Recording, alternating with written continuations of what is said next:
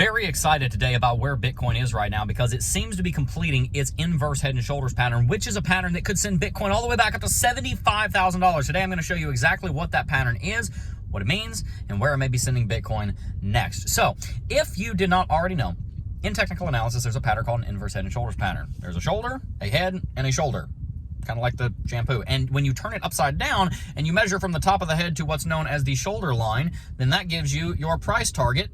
And then you're able to extrapolate it from the shoulder line down or up. In this case, an inverse head and shoulders pattern. So flip me upside down. Just take your phone, turn me over. However tall it is from here to there, that's how far the market may go, right? And so there's been a lot of bottoming signals lately on Bitcoin. We have seen that our very own crypto Jeb oscillator that we built in partnership with LuxAlgo is saying that we're likely going to be moving to the upside. The bearish momentum has slowed down. The bullish momentum is accelerating, which is wonderful. We hit the take profit on LuxAlgo, which is also excellent. That indicates that we may be seeing that the corrective movement that we saw several months ago, over the last month or so, is coming to its conclusion. We've seen MACDs cross bullish on the 4-hourly chart and on the, it's moving there on the daily chart. You've got the stock market, the S&P 500, moving to the upside. And on top of that, you've got the Dixie, which is the dollar currency index, moving to the downside.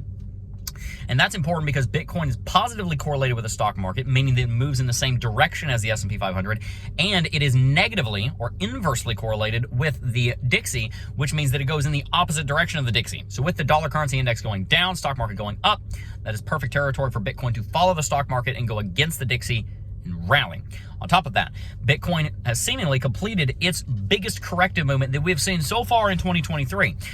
In 2023 and 2024's bull market. Ever since January of 23, we have seen 4 other major corrections. All of them were almost exactly 20% in depth. The largest of them was about $10,000. This one was 24% and $17,000 in size, which means that it was one of the largest corrections. In fact, it was the largest correction that we've seen so far in this bull market. Now, furthermore, many people are looking out and saying, man, I think I want to get into Bitcoin. I reasonably believe that it will be worth more in 5 years than it is right now, which is our criteria for investing in something. I give it a 95% likelihood it'll be worth more in 5 years than it is right now. But I don't know if this drop is over. I don't know if I'm going to be able to get better deals. So a lot of people are parking money on the sidelines. They're not getting into the market just yet. They're saying, I'm going to jump in after Bitcoin hits 65, after Bitcoin hits 70, after Bitcoin hits 73, I'm going to go in. There's a lot of safe money. People are starting to consider Bitcoin as a relatively safe investment. So as Bitcoin starts moving back up towards $65,000 to $70,000, you're going to see some more momentum come in, and Bitcoin's likely going to do it's going to have a very easy time getting to 73 and breaking through that, I think. But we're not there yet. We haven't started that. That being said, what those people also tend to forget, what we can forget sometimes, is that 12 months after the halving, Bitcoin is almost always in blue sky territory. It's almost always rallied. So in fact, every single time it has rallied several 100% 12 months later. This is the 4th halving. All 3 of the ones prior, Bitcoin rallied at least, I think it was at least 250% all 3 times, 12 months later. 3 months after the halving, 2 of them, Bitcoin was actually lower than it was at the halving, which is what we're experiencing right now. The halving was it April 10th, so a little over a month ago. Bitcoin's actually a little bit lower than it was when that happened, which stands to reason. So the people that are sitting on the sidelines are saying, we're in this correction. I know it's going to be worth more in 5 years, but I'm not sure if this is the bottom in. They're waiting to have the confirmation that bottom's in. So to tie all this together, the inverse head and shoulders pattern is telling us, seems like the bottom was in. The MACD is saying, seems like the bottom was in. LuxAlgo is saying, seems like the bottom was in. Crypto Jeb oscillator is saying, seems like the bottom was in. People are waiting for the bottom to be in because they believe it's going to be worth more in 5 years. Heck, they believe it's going to be worth more in a year. But they don't want to get in until the bottom's in, which is how people normally act. They want to get into the investment after the market is bottomed out. That's not always the best thing to do, but it is true. That's what people do. They wait until the bottom's in. A lot of times you're going to get a worse entry if you do that, but that's how people are acting, and that's what we're analyzing. That being said, this inverse head and shoulders pattern, all the technical indicators I just stated in the short term and in the medium to longer term with the halving all indicate that the next year or so is going to be very bullish. It may take a few weeks, maybe a month or 2 to get there, but it's all going to be very bullish, most likely. And so that leads us to the conclusion that we ought to be considering how do we invest in this market. If it is doing well right now, if it is positioning itself to potentially go into a new uptrend, then how should we approach this? Well, we have something that we call our own investment plan, and it goes as follows. There are 4 variables. We say every interval, we for married, I if we're single, I'm married, so we will invest X amount of currency into Y cryptocurrency portfolio onto on Z cryptocurrency exchange. So an example of that would be every Friday at 5 p.m.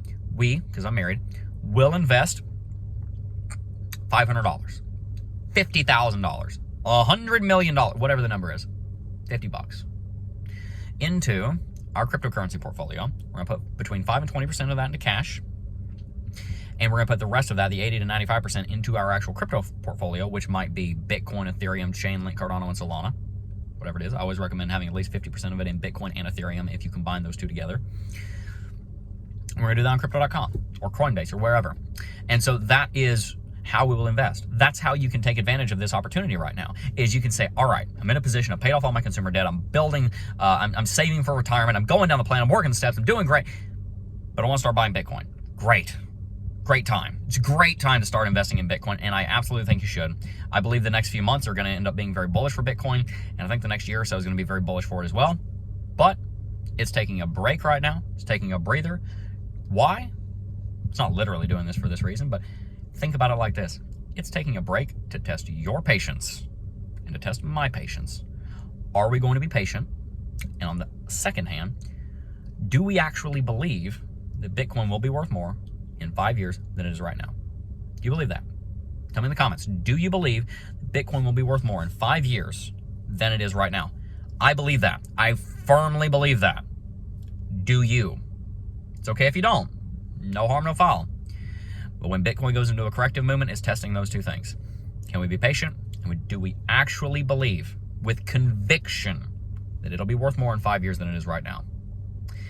If you follow the steps that we teach, then you will end up being successful with money, and you will end up being successful with cryptocurrency. I'm very confident on that. So if you want to learn more about financial sovereignty and how to succeed in the cryptocurrency space, make sure to subscribe to the channel. I'm going to go. Peace.